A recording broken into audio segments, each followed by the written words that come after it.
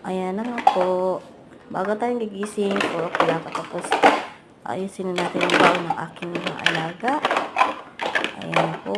At kailangan nating magsipag para sa ating future sa mga anak.